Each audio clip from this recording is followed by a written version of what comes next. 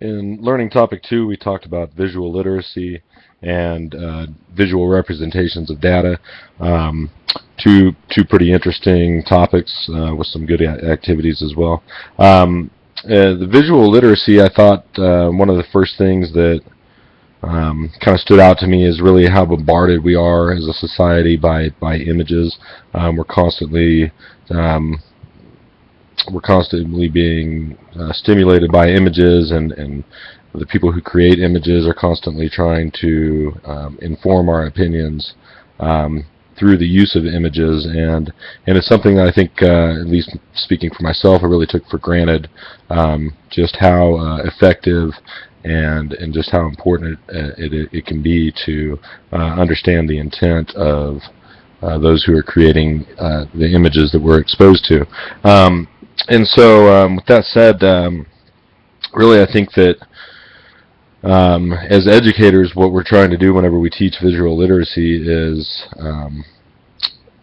communicate a certain set of skills, which with it comes kind of a higher consciousness, an empowering consciousness to be able to take an image or take something that we see visually and try to kind of break it down and reconstruct it in a way that develops an understanding.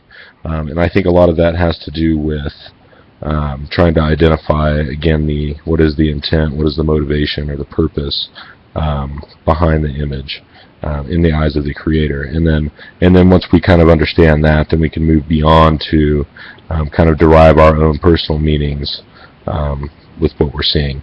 Data visualization kind of in different ways to display data seemed to kind of turn my brain straight back to mathematics.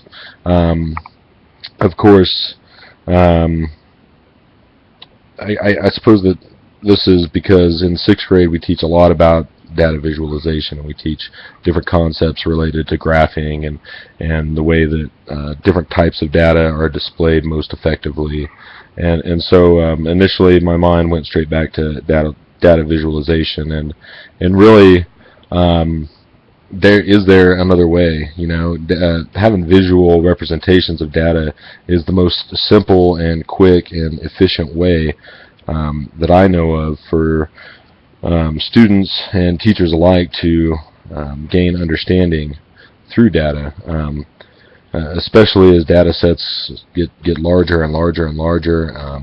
Raw data sets, of course, just seem chaotic and don't really have any meaning oftentimes until we can arrange them in such a way to be able to compare and contrast different points in the data, to identify certain data landmarks. And this is true no matter what kind of data we're talking about, whether it's data that's derived from the social sciences or just the scientific research community, or through student performance, or any other obvious number of things which we can analyze from collecting data. Again, this calls on, I think, other concepts, visual literacy being one of those.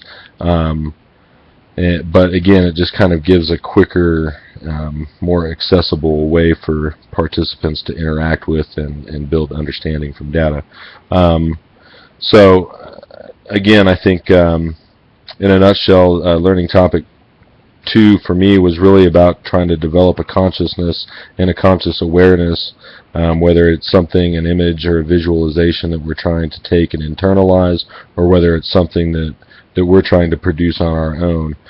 To really be effective, you need to be thoughtful, either as a consumer or a producer.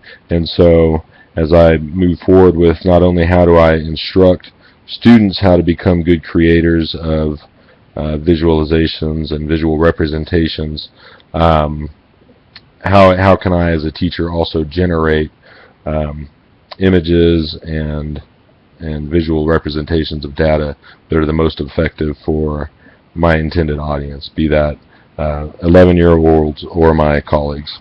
So with that, some of my thoughts and feelings about learning activity 2, and with that we will go on ahead and turn it to learning activity 3.